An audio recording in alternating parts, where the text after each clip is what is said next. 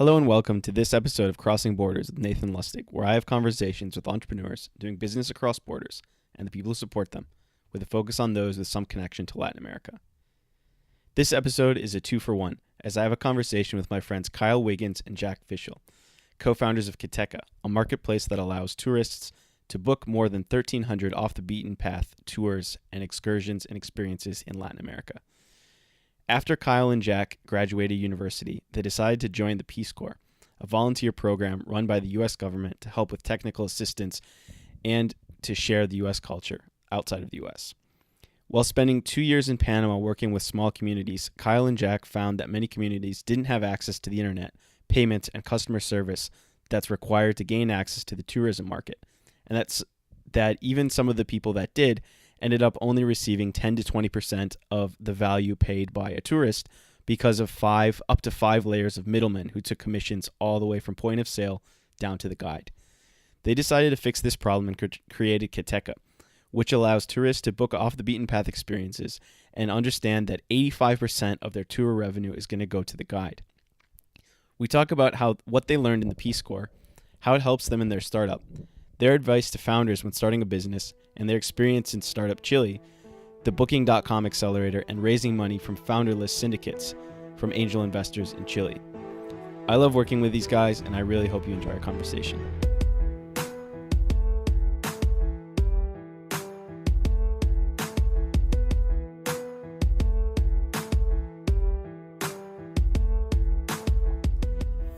Hello, Kyle and Jack. Welcome to the podcast. Thanks for being willing to do it.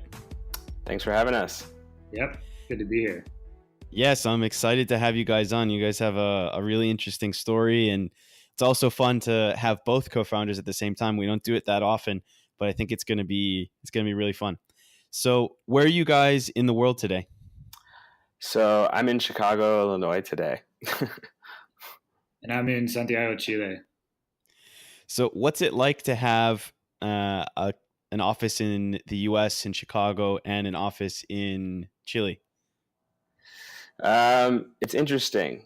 I think when we were first kind of toying with the idea of trying to have offices in multiple places, especially as a small startup, we thought, okay, maybe this is going to be challenging. We don't really know exactly how this is going to work. But it's actually worked out really well. It's been really important for us to not only have a strong presence in the place where we have most of our inventory, or pretty much all of our inventory, but also to try to have and establish a strong presence in a place where we get most of our customers, which is the U.S. And tell me a little bit more about Keteka.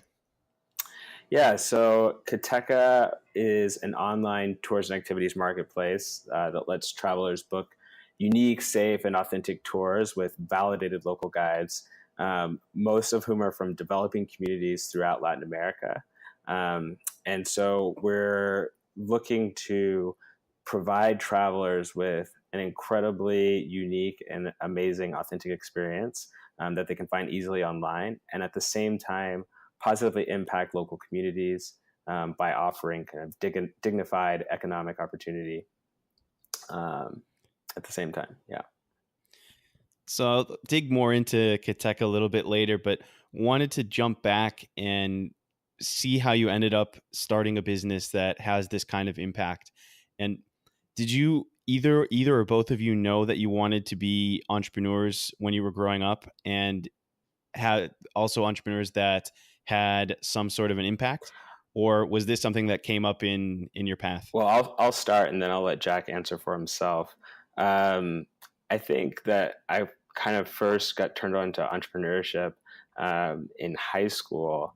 I realized that, I was one of those kids that was always daydreaming and thinking about how I could actually manipulate whatever situation I was in to my advantage, and sometimes to the advantage of my friends as well. And I realized like that resourcefulness was just something that I really enjoyed, engaging. And, throughout college, and especially throughout also my Peace Corps experience, I kept thinking about, all the opportunities available to kind of start something that could change, the lives of the people that I was around, and that changed my surroundings. And so, yeah, I mean, I think for me personally, I've held other jobs, and I've worked with bigger teams and worked under people, in other situations. But I've always found that I'm at my best when I kind of have the freedom to really pursue whatever idea or opportunity, or unique opportunity that comes to my mind. How about you, Jack? Yeah, I think on my side, I meet a lot of startup founders that they talk about like, oh, I started my first business when I was 14.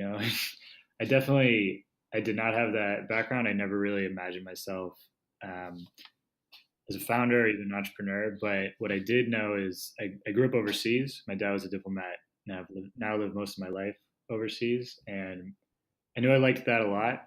And I also couldn't imagine just being in one spot for very long. So I basically was just trying to construct my career around being able to sustain a life where I got to move around abroad. And so Peace Corps was one of those steps. And I would say before that, I basically just imagined myself working for a big company that had the opportunity to move horizontally across borders, right? But then once I got to Peace Corps and did some project, the community tourism project that we ended up doing, it was creating something from zero. And I really loved that feeling. And so that's when I first started thinking about like, okay, if I want that feeling plus, the international living, then I feel like a startup that has something to do with, that has some kind of international piece to it, that's going to end up being a perfect fit for me. So that's how I would say, backed into entrepreneurship. What were some of the places that you lived abroad growing up? So I was the really quick timeline is I was born in DC, and when I was 7, we moved to Beijing, and then we moved to, so it was 1995, very different Beijing than it is now. And then we lived in Hong Kong, then Tokyo, where I graduated high school, and then I went to uh, Boston University before going to Panama for Peace Corps. And what was that like growing up in all different countries compared to what, say, a traditional person who stays in the same place for their entire life in the U.S. or Latin America would feel?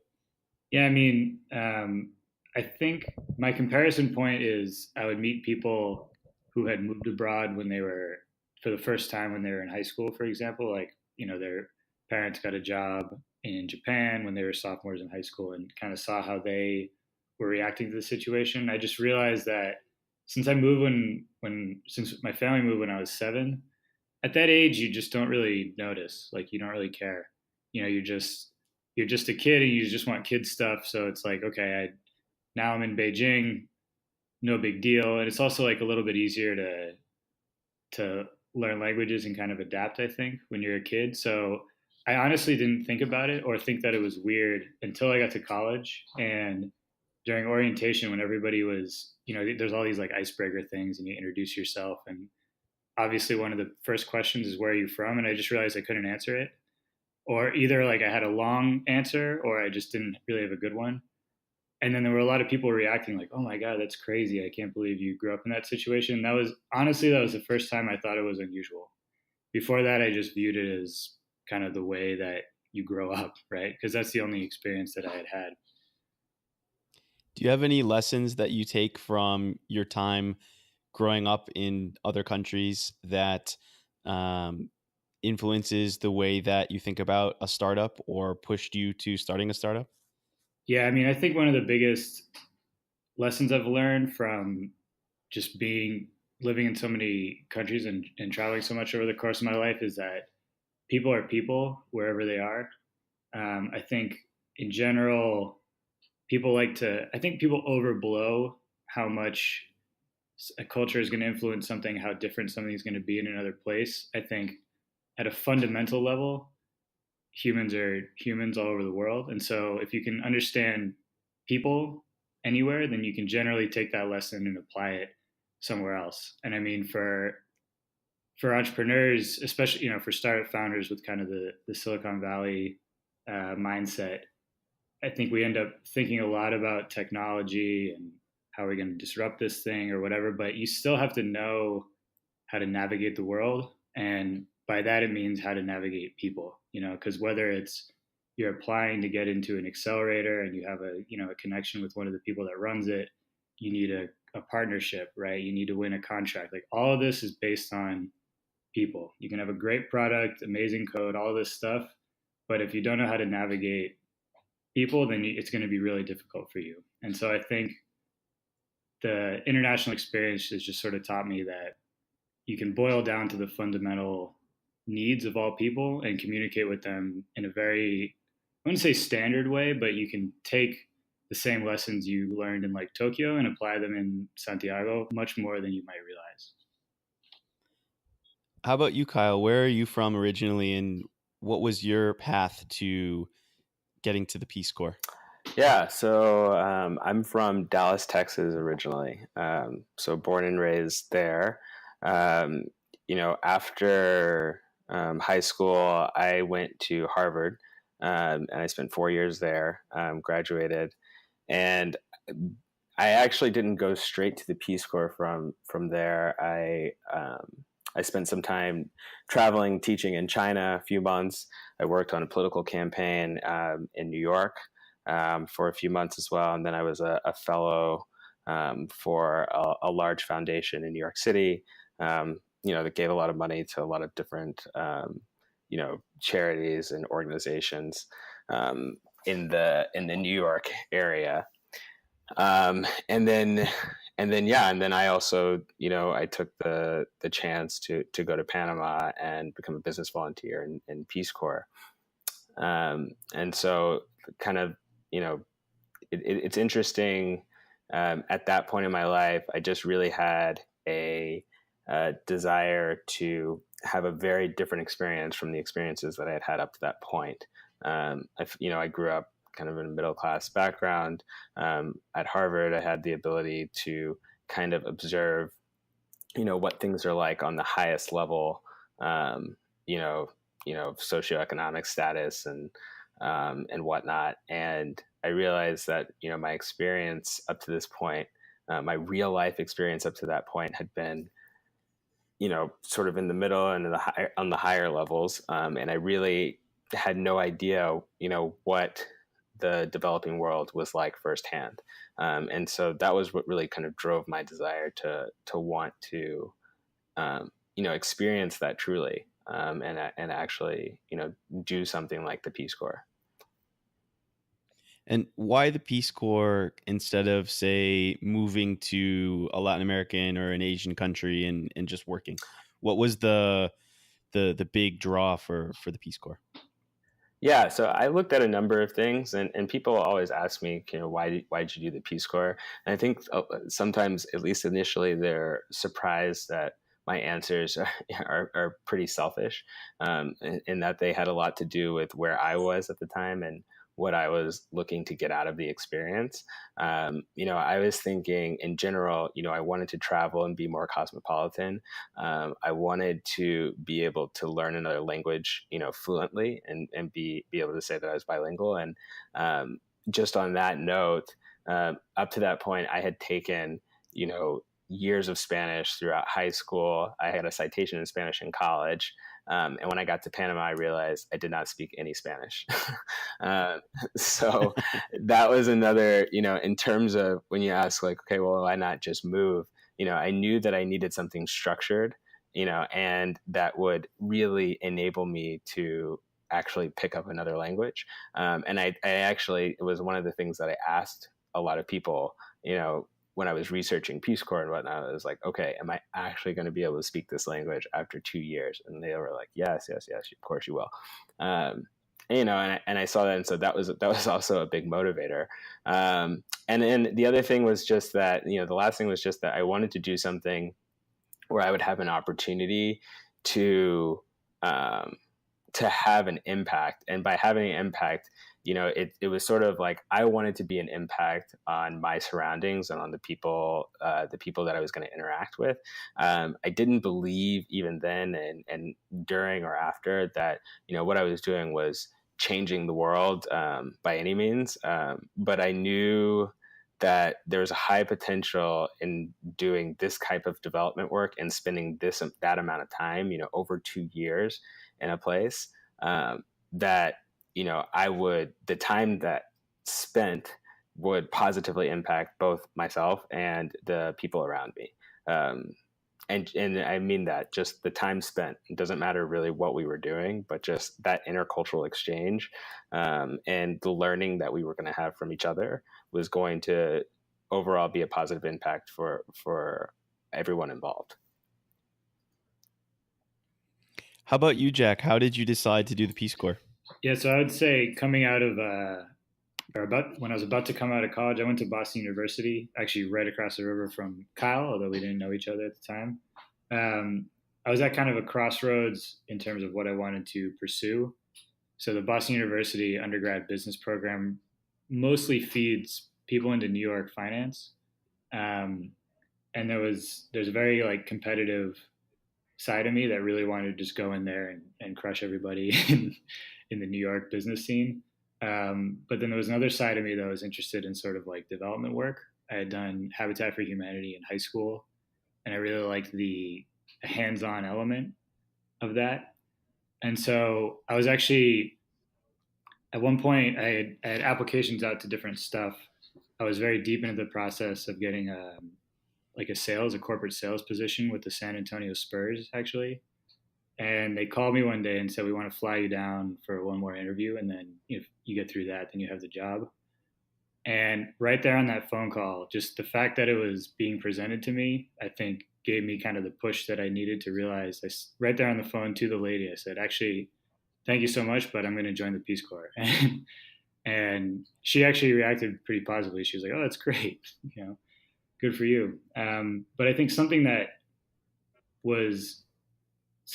made Kyle and I bond pretty quickly during training in Peace Corps is that I think I had a similar mindset where I firmly believe that it's important to have at least some selfish reasons to do the Peace Corps. It's a very intense experience. And if you come in just thinking like, I'm going to go save the world, then it's going to be really difficult for you. And I think you won't be very effective.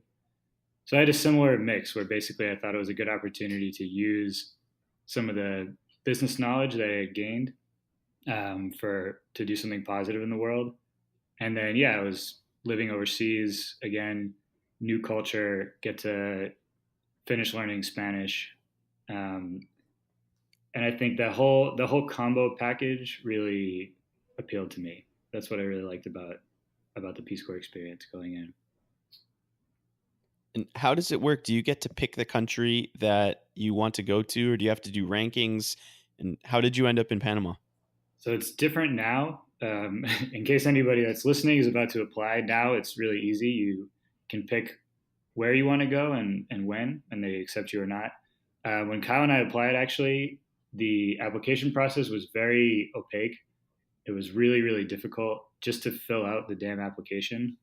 And you didn't get to pick anything. You could express a preference, which they could ignore if they wanted. So I did express a preference for Latin America, but just as a region, right? I actually had Bolivia in mind when I applied, although since then they have actually kicked Peace Corps out of Bolivia because Bolivia doesn't have a great relationship right now with the U.S. But they put you where they want to put you, and then when you get there, you do 3 months of training, and then again they put you wherever they want in the country. So at that point, you had to go in with a really, really flexible mindset and just be ready to adapt to whatever they gave you. Now they'll still place you in whichever community that they want, but now you can pick, again, where you go and when. And what was that training like? So the 3-month training, it's a little different in different countries. For Panama, you live just outside of Panama City in basically like a suburban town. And everybody lives, so we had 50 people in our training group, and we all lived with different host families. So in all your off time, you're basically just talking with them, doing, cultural exchange and practicing Spanish. And then during the days, you do 8 hours of technical training. And the technical training is language training and also training to do what you needed. So Kyle and I were both in a group of basically small business and youth teaching volunteers. So if you're going to work on small business stuff, you don't really learn the business skills. They assume that you know that going in. You basically learn how to teach it to people who, for example, like never learned how to add or subtract. Like you can't just go in and be like, here's how you do managerial accounting if the person can't add or subtract. So you got to start from like really, really basic level and kind of speak not only their actual language, but you have to be able to teach people in a way that they're actually going to learn it. And so where did you both end up, and what was your day-to-day experience like in the Peace Corps?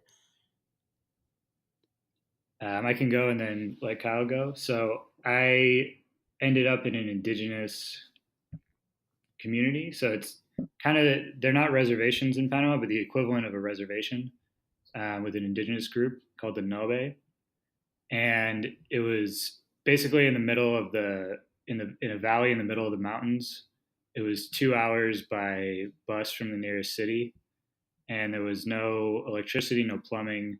So very, very rural situation. Most people that were living there they had some kind of combination of subsistence farm that was owned by the family that everybody sort of worked together. And then they usually had some other or various other income sources. So a lot of them had like little stores. Maybe they would try to open a very small business. A lot of them were migrant coffee farmers. So for 2 months at the end of the year, they would go to Costa Rica, do coffee farming full time there, more than full time, and then come back with the money. So the good thing about this particular spot is it was literally where the road ended.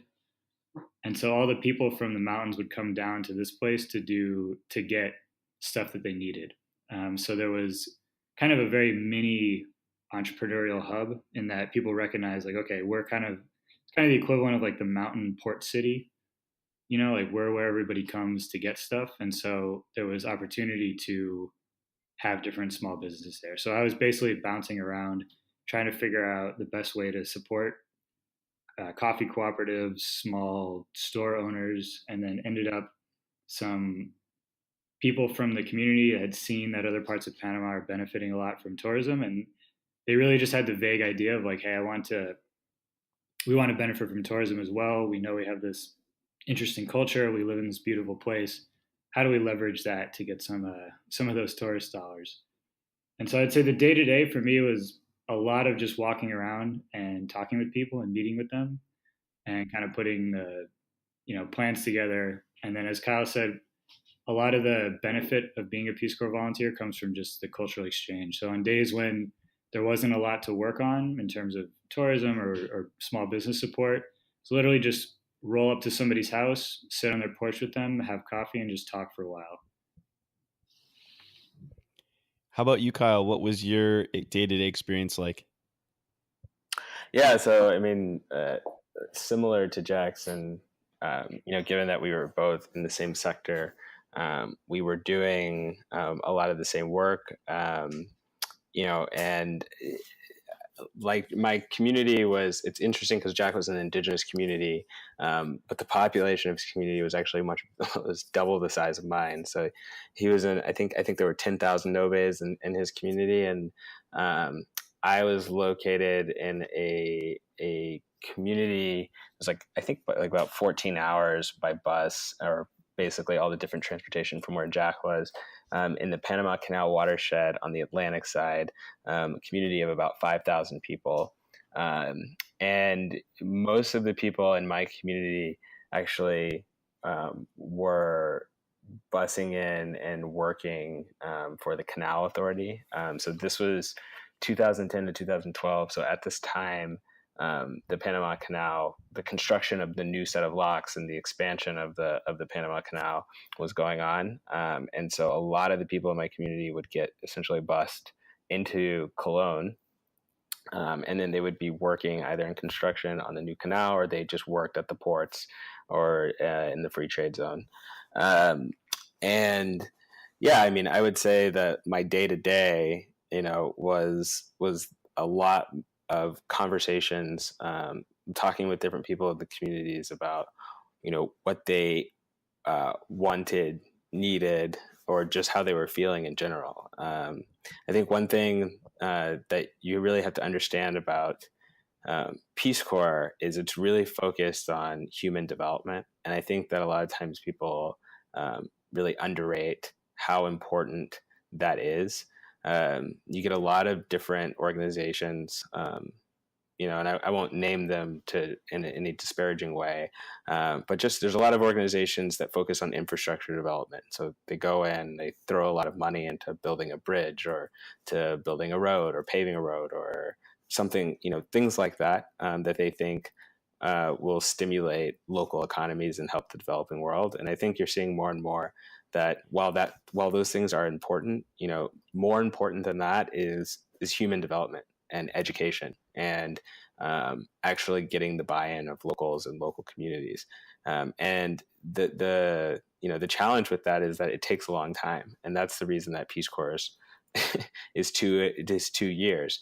And by no means are they trying to say that in 2 years you can really accomplish all of the necessary human development, but it's to say that you really have to take the time to get to know people and to really understand where they're coming from before you can help them. And there's a whole, I would say the first year, you're instructed by Peace Corps really to not do or start any projects in earnest, but that your project should be really getting to know and understanding the people that you're hoping to be able to have a positive impact on. And allowing them to get to know you as well, because you're going to learn so much about them. You're going to learn so much about the country. And all of that is really important in order to have any success in development. What I'll say is this experience, for both Jack and I, really heavily has influenced how we have approached Keteka and approached this project. Because we've seen a lot of companies come in and try to do this exact same thing from a lot of different angles. And, just to be frank, a lot of them fail. Most of them fail, and so we feel that, we're approaching this in a different way, that we feel are hypothesizing and so far have been able to validate, is much more effective and gives us a much greater chance of success. Beyond that lesson, what were some of the other biggest lessons, not even necessarily related to startups, that you guys both learned well in your 2 years at the Peace Corps? Yeah, so I would say I have a couple of lessons.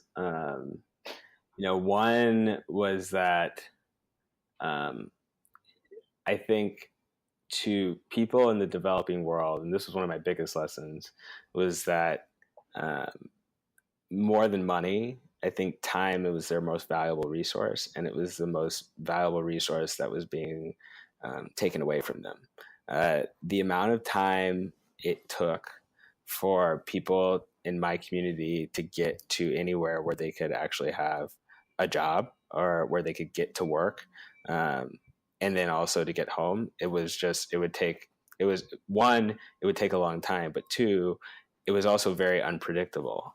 Where we lived in this remote area, poorer area, but where we lived was restricted by the Panama Canal. So essentially, whenever you got up to the locks and up to the canal, there was no bridge that went over the canal.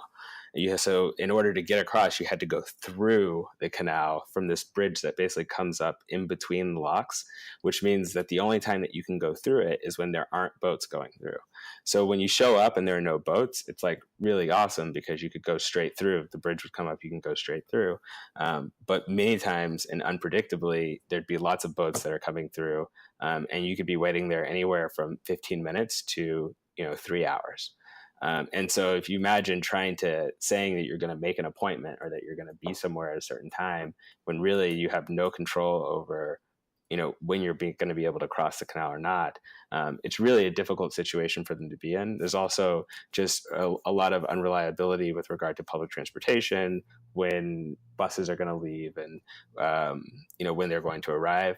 I just realized that it was really difficult for them to manage time because everything was really unpredictable. So you could see it in the culture that they kind of had a more laid back attitude to things. And whenever they'd say ahora, which is supposed to mean now, ahora could be in Panama meant anytime between right now and the next 4 hours. And they literally would say it like that, and they treat it that way. And so it was a really big learning for me and a really big adjustment.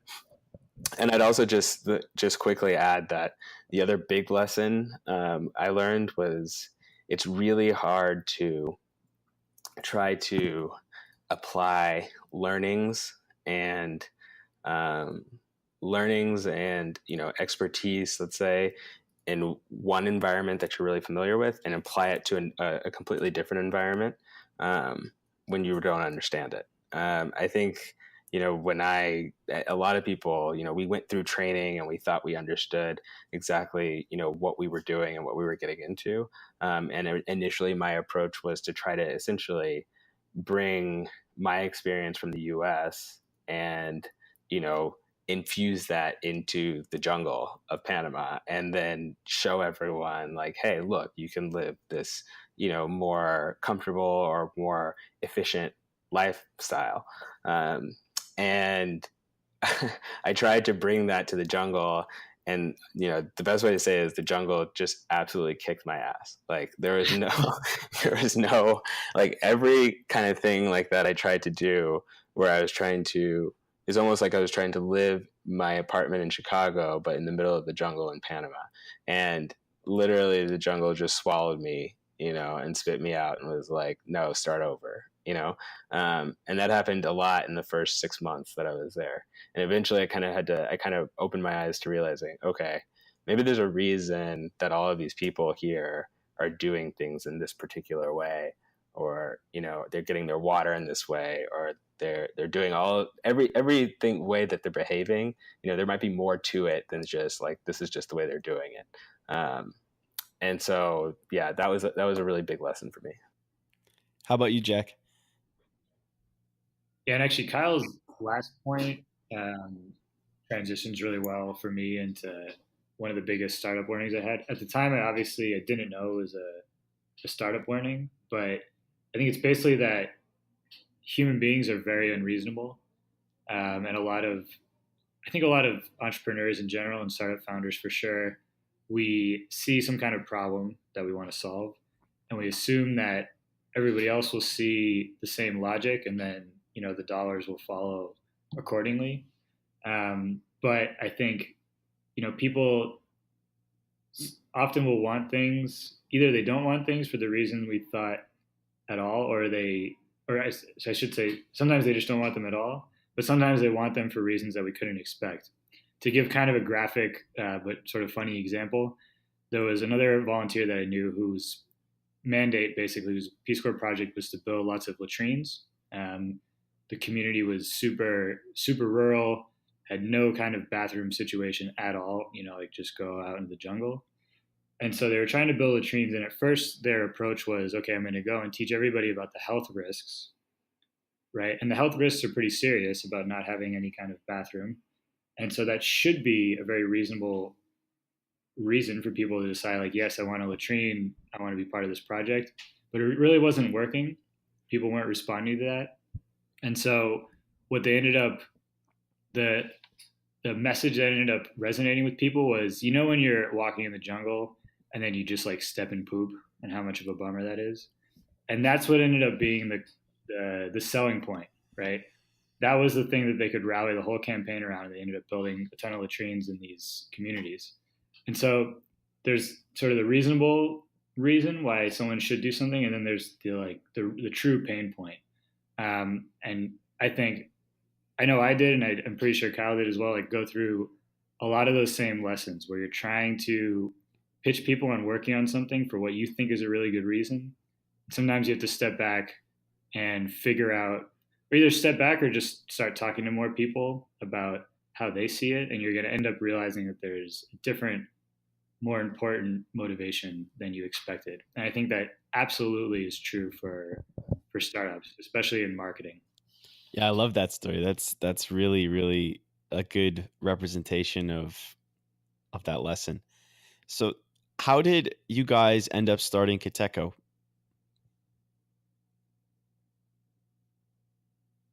Kyle, you want to start? Yeah, sorry, I was on mute there. So how do we start Keteka? So essentially, as Jack said, each of us was both doing different business activities, working with like local co-ops, local tiendas, basically seeing what opportunities were there to kind of help people in our communities. One of the things that was similar in both of our communities was that there were groups of people, or there were individuals that really had this idea of wanting to take advantage of tourism. They wanted to, in my community, there was, I had my counterpart, who's like my main work partner, who's a member of the local community where I lived. He had the rights to a lot of land that was right on the banks of Lake Gatun, which is like the lake that's a part of the Panama Canal. And, this beautiful land, great for camping, great for hosting, events. Being right on the lake, he also had dugout canoes, and often, like with me or with other volunteers who would come to visit, or anybody who came to visit, he'd take people on tours through the lake and through rivers and canals and all this stuff. And so essentially, like, this is the thing that they wanted to do the most, is they wanted to build a tourism operation. And when we did a lot of work in terms of working on business plans and bringing people together, and we put in a lot of inputs in terms of making this operational. And essentially what we found was that, we had a really awesome experience to offer that people loved. I'd bring other volunteers there. They loved doing all the different activities that my counterpart had outlined. And whenever we had any people visiting from the US coming to visit me or coming to visit other friends, and they would come to the community, they'd always talk about how this was the highlight of their trip. And it was this really amazing experience. But what we realized was that other than kind of that kind of word of mouth method, we really had no other way of marketing ourselves. And there weren't really the resources to be able to market my community's activities and their offering online. And so this is when I was talking with another volunteer as well, and he was having kind of the same issue. Really great experience, but no way of promoting themselves. And so this is where I kind of had this thing where I just said, let's just build a website. Like, let's build a website that, allows us to be able to at least put something online about our communities. And that way, if somebody happens to find out the name, or, who knows, there's at least something there that says, hey, there's something in Escobal. That was the name of my community. And for Jack's community, hey, there's something in Saloy. And pretty soon after I was talking with him, I ended up talking with Jack, and I knew that Jack was working in something in tourism, and I also knew that Jack was really interested in, working on a project like this, just from conversations that we'd had before. And so at that point, we decided, hey, okay, we're living in communities that don't have internet, and Jack didn't have electricity or running water. Mine barely had electricity or running water. But we had this idea, is like, okay, well, we're going to build a website, and essentially the way Keteka got started is the idea originally was just to build a site where we could put information about our Peace Corps communities and the tourism activities that they had online, so that people could find it and read about it, and maybe then try to come and actually do the activities. And we would spend, essentially without internet and without electricity, what we do is we take turns kind of running into the nearest city with an internet cafe.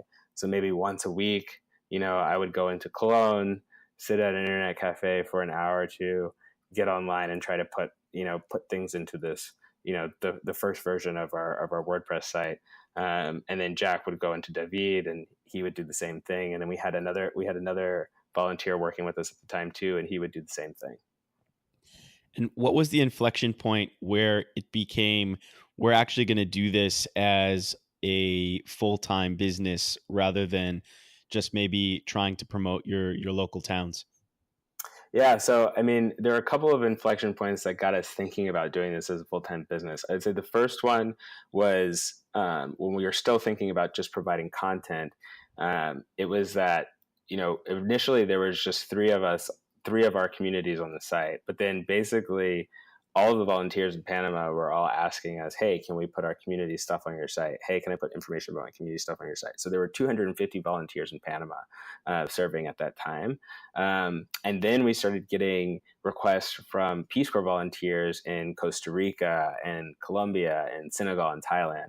And essentially there are, at any given time, there are between 7,000 and 9,000 volunteers serving all over the world who are having the same exact experience that we had, living for 2 years, learning the language, learning the culture, knowing the people. Basically, it's an American's perspective, but it's a really unique perspective because you have Americans who understand the culture, the language, the people of all of these places better than anyone else, right? And so it's this really unique perspective that we were capturing where all of these people were asking if they could put information about the places where they were living and working on Keteka. And so that kind of got us thinking, okay, this could be a lot bigger than just, us providing stuff for our communities here. This could be something that could eventually be global, because we have this really unique access to this unique resource.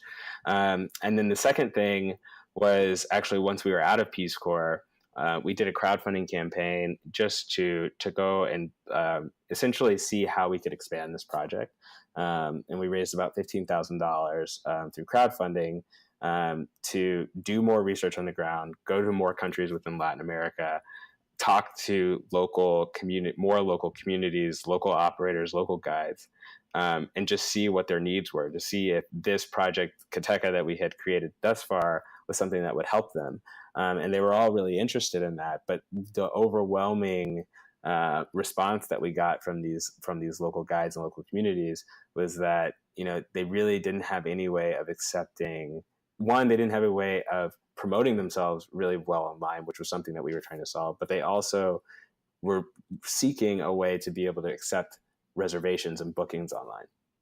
And it became very apparent to us that, not just on their side, but also on the traveler side, we were getting tons of travelers who would read the content on our site and say, great, I want to book this. Like, can you book it for me? And we'd always tell them, well, no, we just told you, the information's there on how to book it. But there was this demand from travelers of wanting to book this stuff. There's this demand from, the local guides and local communities of saying, hey, can you help us to accept payments online and accept reservations online? And so that was, when we hearing that from both sides was kind of like, okay, this is where we need to go with this, and this is what we need to do. Can you talk a little bit about the problem beyond the fact that the communities weren't online with people who generally book with a tourism agency?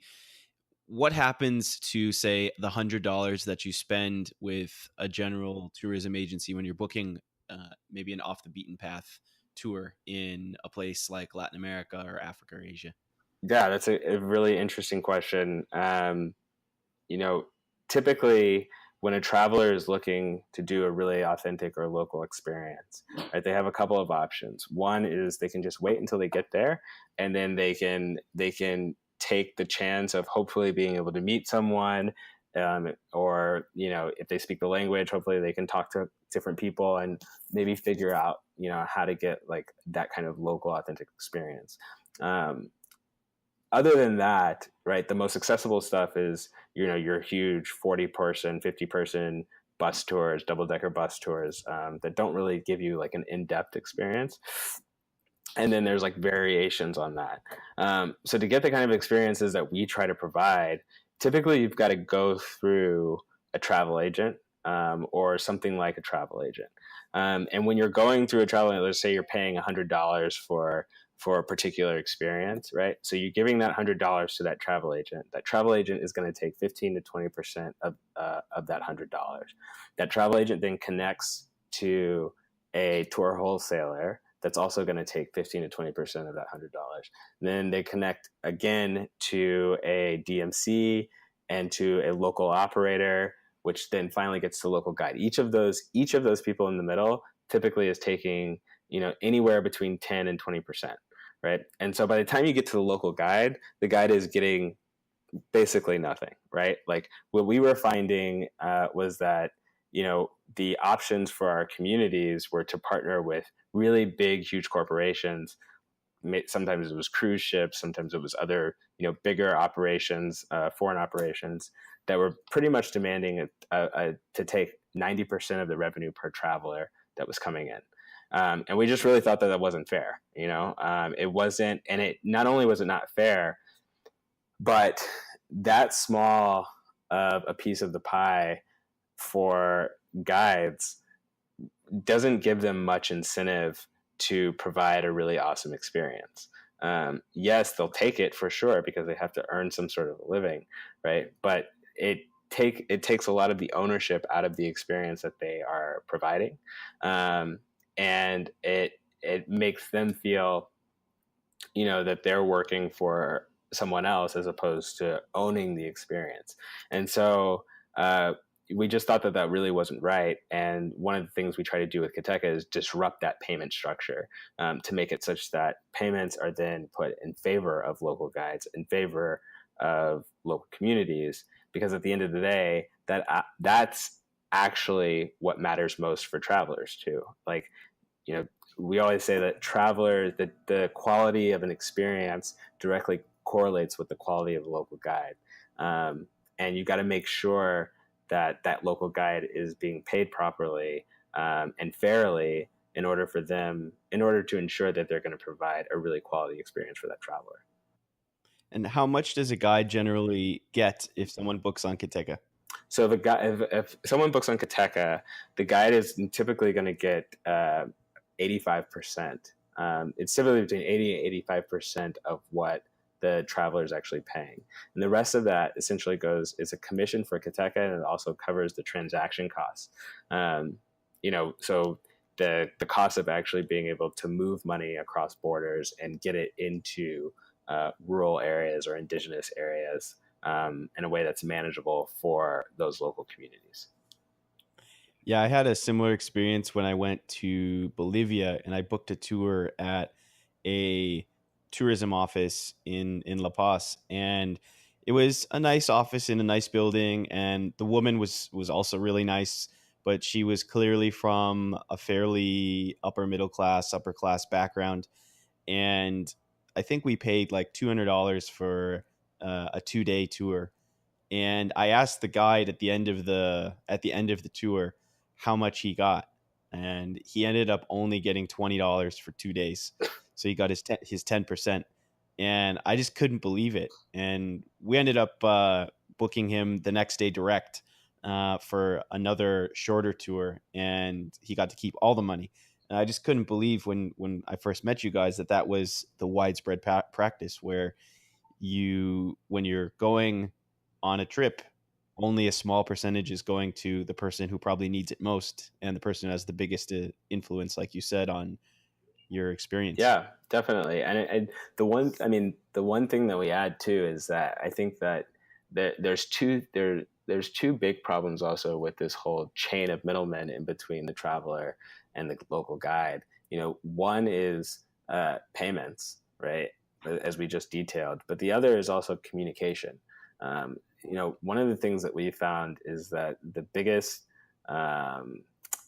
problem or identified problem when a tour goes wrong or when a traveler has a bad experience is that expectations were not met, right? And if you can imagine, if you're talking about a travel agent that's promoting something and saying, this is exactly what you can expect from this experience, and then they're passing information down to 6 other people before it gets to the local guide. It's almost like telephone, right? Information gets lost all along the way and gets changed. And by the time you get to the local guide, there's no connection between the traveler and the local guide. So the local guide really doesn't know what your expectations are and what they should be. Plus, they're not getting paid very well. And so it really is like a perfect storm for really, not good travel experience. And we think that Keteka is a way to solve that. And how did you guys find out about Startup Chile and decide that it was the path that you wanted to take? Jack, you want to take that one? I can take that one. Yeah. So we, a friend of ours, basically, I don't know how he found it, but he forwarded us the link to the Startup Chile landing page. This was in 2004, like early 2014, and he basically said, "Oh, this looks like a good fit. They're looking for foreign companies that want to do something in Latin America, which is what we are, what we were anyway." And so we said, "Yeah, that does look like a good fit." And then we kept trying to dig into the exact terms because it seemed almost too good of a fit to be true. With like in terms of it's a grant, it's equity free, it's for essentially companies that fit our profile, and it seemed like it was what it was at face value. So we shot out the application. Kyle and I to this day swear that they did not tell us when they were going to get back to us, although other people in our generation claim that they were like waiting for the results that day. So we shot out the application in May. At that point, we had, as of I think it was about the week before we applied for Startup Chile, we had our first booking ever.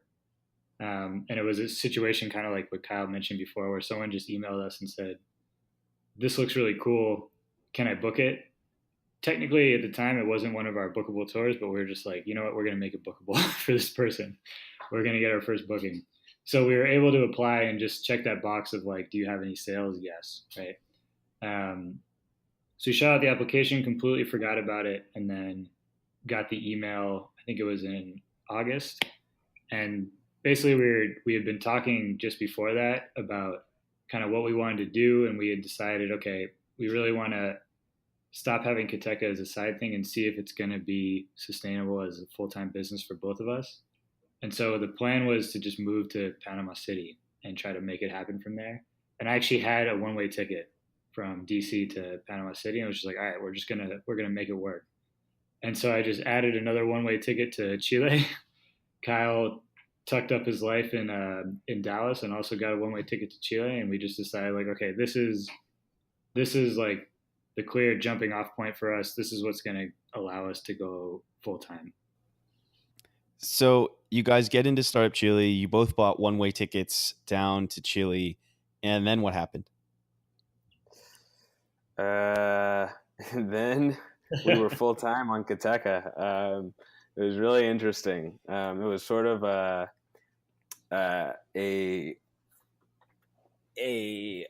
time where we needed to really figure out, okay, how do we go about building this thing? We were lucky because, Startup Chile, as Jack was kind of explaining, is great in that it gives you kind of space and money and time to really start pursuing something full time. But we didn't really even know kind of where to start in that regard. So we had a lot of meetings. We talked with a lot of other entrepreneurs. That was another one of the strengths of Startup Chile, is that they bring so many entrepreneurs down, and who are at various stages. So we were able to talk with a lot of people about, what our priorities should be, and where to start. But even then, I mean, it was, I remember every day was sort of like, okay, what should we be doing right now? What's the next right move? But I mean, kind of slowly, we kind of worked our way through that. We listened to a lot of people who gave us feedback. We also, we were lucky in that we had sold a tour, and we had actually, by that time, I think we started November 14. So by that time we had sold maybe like 5 or 6 tours. And then in November, once we got to Startup Chile, just coincidentally, I think we had our best month, which was where we sold like maybe 10 or 12, something like that. And And so that was sort of like, okay, well, we're actually selling some tours. And I remember having a conversation with one person who says, I don't know, this is going to be really hard. It's really hard to sell one tour. Like getting somebody to buy a tour is going to be really hard. And like that made us feel good. We're like, okay, we're on the right track. Like, we've sold 10 this month and we don't really know why, but we have sold something. So that means there are people that want this.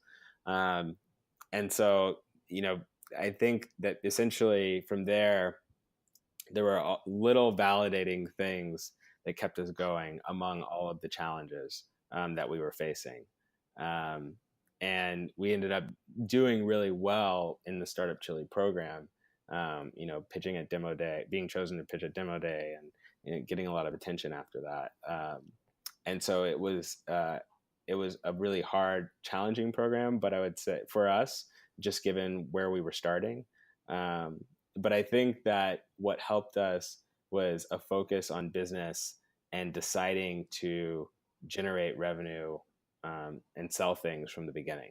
I think the one thing that really helped us was we noticed that a lot of people in this space spent a lot of time building websites, trying to build technology, trying to build all of that out first. And what we were really focused on was trying to validate that people wanted this. And so we put out various versions of, MVPs and just seeing what happened and what would happen. And by no means was our code or was our website or anything that we were doing sophisticated at all. But in doing that, we were able to find and key in on some interesting strategies that actually are guiding, a lot of our marketing strategies now, and they weren't things that we were necessarily keyed into before we were doing it. And talking about inflection points again, you guys were building out. You went from one tour sold as you were just getting into Startup Chile to 5 to 10. What happened that made it actually start to take off? Yeah. It's a really interesting question, and it's funny to me that it's a hard question. But I think if I had to point to one thing, I would say that I think we really started to understand better, kind of, I guess you would call it our product market fit, and we also started to understand, how marketplaces work, and how you can where to focus, right, within your inventory, and I think that once we did that, essentially, it was we kept expanding the supply side, going out, because that was something that we could do really well, because of our connection to the Peace Corps, because of our growing guide network. We were able to kind of expand the inventory in terms of authentic and local experiences.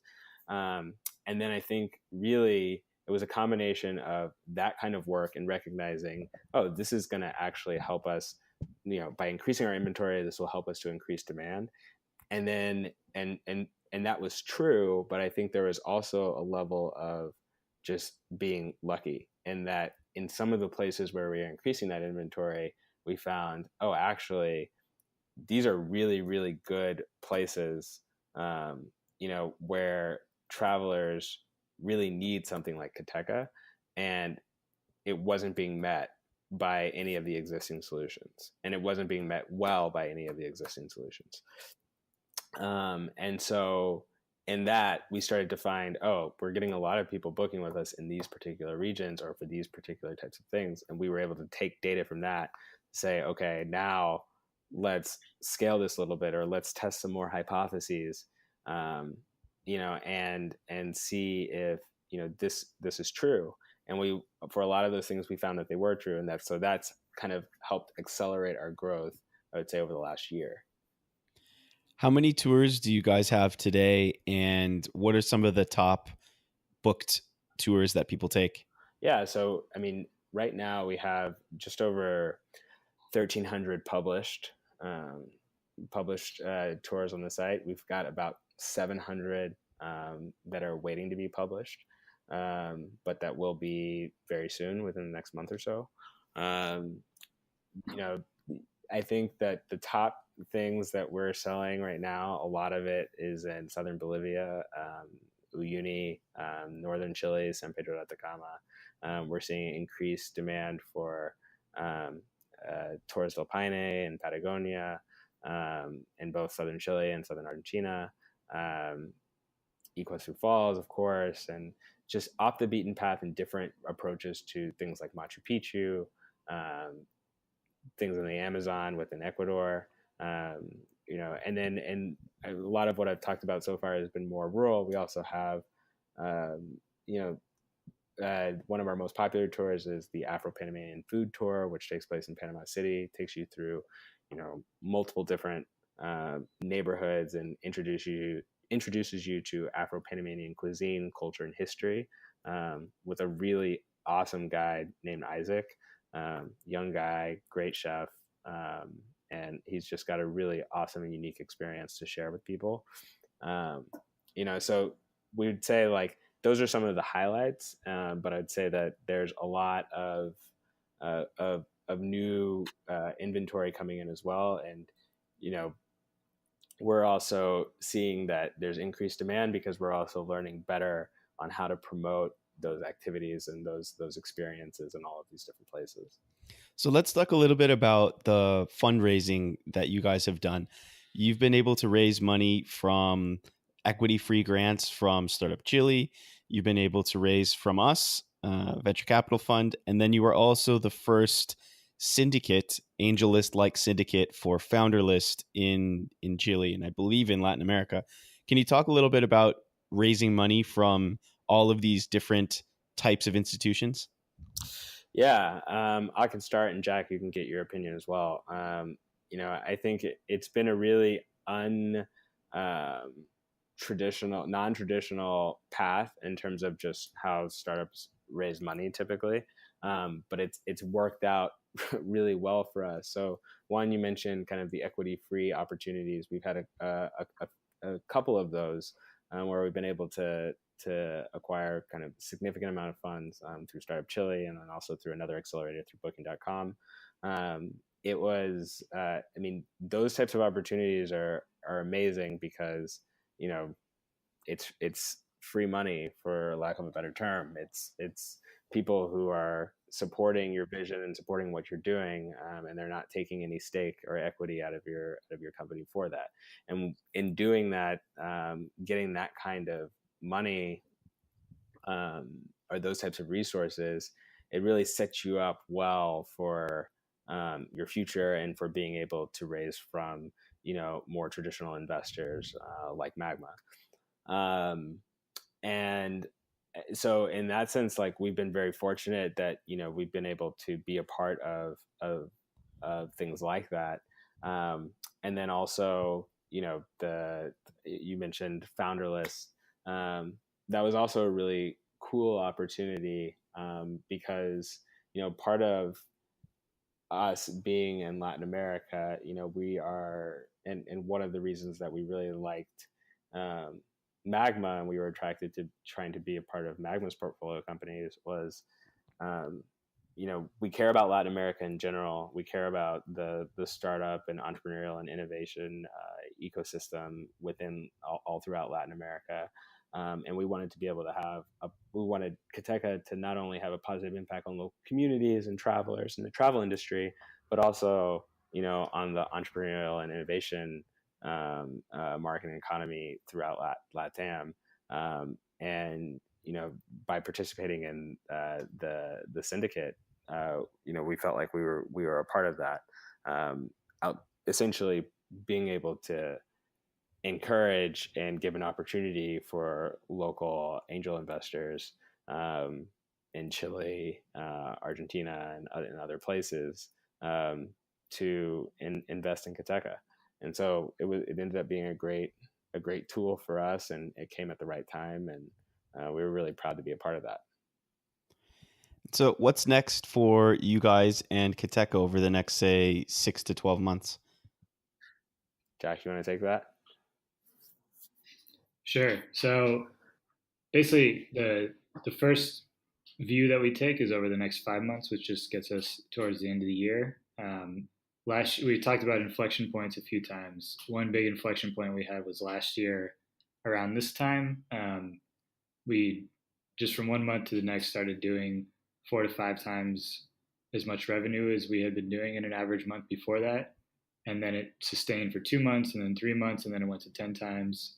And it kind of went up and down from there. But we basically hit a new plateau of sales because of high season, which is essentially leading up to Christmas, right, for us. And so we saw that and we said, okay, great. That's an inflection point that's put us on a new plateau of sales every month and led to a lot of great things. So we basically want to do a bigger version of that over the next 5 months. These are, in theory, in terms of seasons, this is the big months for us coming up. So we want to hit those really hard. As Kyle said, grow up the inventory a little bit, do really well with sales, validate a lot of the kind of digital marketing strategies that some that have been working and some that we've been testing over the last few months. And then at that point, coming into Q1, Q2 of 2019, we want to do another fundraising round. And so start with you, Jack. Are there any books, blogs, podcasts, documentaries that you like to recommend, either to other entrepreneurs or just to people in general that you like? For sure, yeah. I think books, I really enjoyed The Hard Thing About Hard Things by Ben Horowitz. Not every lesson is applicable because he was starting from kind of a very high point right from the beginning in terms of being a founder. But I think, it says it right there in the title. It's just, he's a lot more honest about how brutal the whole process can be. And it's nice to be able to read that instead of some of these blogs where kind of the arch of the plot of the startup is, I had this idea that I wrote on the back of a napkin in a bar, and then I coded in my basement for 4 months, and then it blew up. It's like, that's nice, but it doesn't help you as a founder learn anything useful, and it doesn't kind of like offer the emotional support of how difficult the process can be.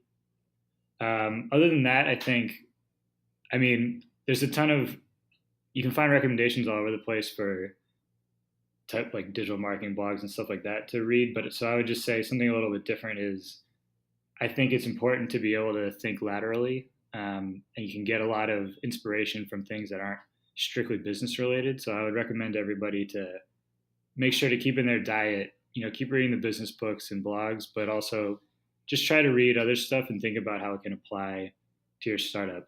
One that I read recently or just an article I read recently that ended up influencing my thinking a lot in terms of I would say the stamina and like emotional side of being a founder. I was just reading about how LeBron James has adapted over his career as he gets older now to rest while he's playing. And that really just sparked this thought in me where it's like, oh, you keep thinking as a startup founder, things are going to get better once we achieve X. And then when you get to X, you realize that actually things get more complicated, right? And so it can be very tiring, and there's not kind of like an end to the challenges on the horizon. So that article made me think about like, okay, you actually, if you want to do this at a high level, you need to be able to find a way to rest while playing. And so that ended up influencing just kind of the way I design my day to day.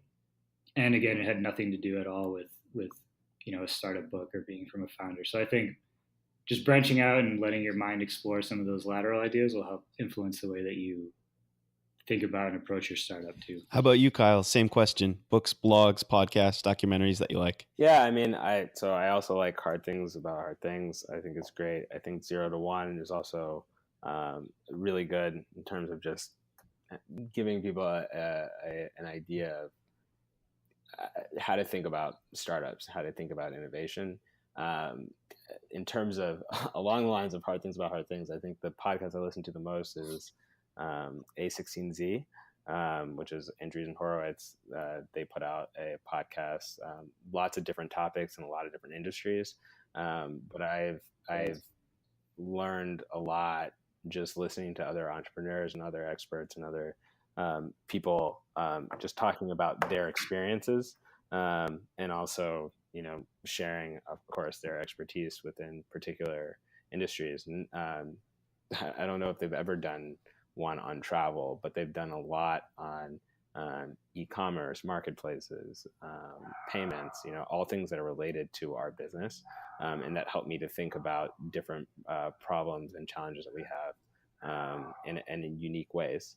And so, like Jack said, I agree. I think thinking laterally, it doesn't have to be just about startups, right? Just think about people who are doing incredible and innovative things in whatever industry or stage. And there's a lot to learn about, there's a lot to learn from them that you can hopefully, think about how to apply within your particular industry and your particular, section.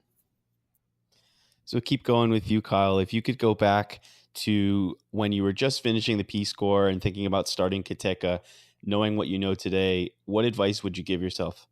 Oh, that's a really good question. I think, one thing is I would tell myself, it's funny because I think about this actually often, where I think like, oh man, what do I wish I knew right away? And some of what I wish, one thing that I wish I knew that I haven't really, I haven't come to the conclusion, well, it's great that I went through that, where I actually think, man, if I knew this, I don't see any negative side to this.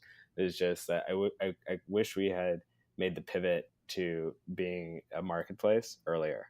I don't think we needed to spend as much time, understanding why, we needed to be a marketplace in order to be a business and in order to sustain ourselves, as opposed to just doing more of a content play. That was one thing that I was saying, hey, this is the idea. Don't be so hesitant or skittish about this. Like, let's, pour yourself into this at this now, So if I was giving myself advice back then, I would just say, hey, go for the marketplace,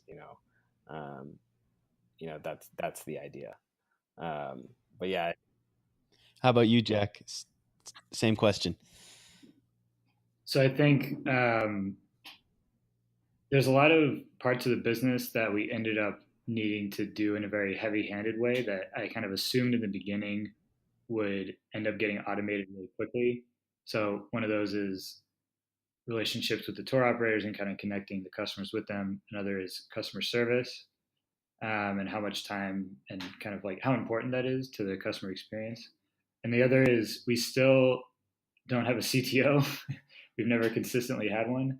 And we spent a lot of time over the last few years, trying to find that person, trying to vet, get some good tech talent on the team, which is not, I'm not saying that's a waste of time, but I think related to all three of those, one thing that I kind of wish I could just tell myself is, hey, listen, you need to accept that you're going to be just spending a lot more time than you anticipate in these areas in terms of like just maintaining the website, talking to customers, and just going for sales. And so just accept that, put your head down, and just get some sales. I think there's so much that I wish I could teach my old self, but I think if I had to put in a nutshell, just giving 2014 Jack that acceptance would have allowed us, I think, to move a little bit faster and not be trying to do so many things at once in the beginning. So if you guys could each recommend one tour that someone listening to this podcast should take that's in the Keteka inventory, what would it be? I can start. So there's a tour that's, I think it's still, even for Keteka, it's really off the beaten path, but it just sounds so awesome. But there's a tour that's dead in the middle of the Amazon in Ecuador. You have to drive like something like 8 hours out of Quito just to get to the place where you get in a boat, and then you spend almost 2 days on a boat going up a river to get to where you need to be. And then you're living with, for the week, you're just living with an indigenous community that only made contact with basically civilization in the 1960s. And they've mostly preserved the way they live. And they've come to a really good balance of, they have a few partnerships with some locals and then some companies like Keteka where they get enough tourism that they have a nice income source, but it's not ultimately changing their lifestyle. And I think it sounds really, really fascinating. I would love to do that tour. So I would definitely recommend that one. Yeah, and on my side, I would say, so I totally agree with that one. That's one that both Jack and I have talked about a lot, and one that basically came onto the site after once we were past the period where we were getting to do all of the different activities that we have. But the one that I would recommend, kind of on the other end of the spectrum, in a lot of different ways, is I mentioned it before, the Afro-Panamanian food tour in Panama City. It's a day tour. It's led by this local chef, Isaac Villaverde, and he's just a really dynamic personality who has a lot going on for him, and has earned a lot of awesome opportunities to cook for the Panamanian ambassador in DC, and he's traveled quite a bit, but his roots are in Panama and grew up there, and is really passionate about Afro-Panamanian culture. I think it's something that doesn't get highlighted enough, especially outside of Panama. And so you just, not only is it delicious, but it's really, really rich in terms of just history and culture. Everybody who does that experience just raves about it and just talks about how amazing it is, and how it makes them feel and how they feel like better people afterwards. So I think if you're headed to Panama, that's something that I would definitely put on the list. Well, next time I have a layover going through Panama, I'm definitely going to extend it for a day so I can do the tour. It sounds amazing. Do it. Well, thanks to both of you guys for taking the time today. I really, really like working with you guys. I think you have a great mission, and I'm happy to be able to support you guys doing it. And I look forward to seeing what you guys do the rest of this year. All right. Thanks, Nate. Awesome. Thanks for having us, Nate. Thanks again for listening to this episode of Crossing Borders. If you're thinking of taking a trip to Latin America, be sure to check out Keteka's tours. I think you'll enjoy it. If you like this episode, please share it on social media or with a friend. It really helps us get the word out about Latin American startups. Thanks to Angel and Sophia for helping produce this podcast, and I hope you enjoyed listening, and have a great rest of your day.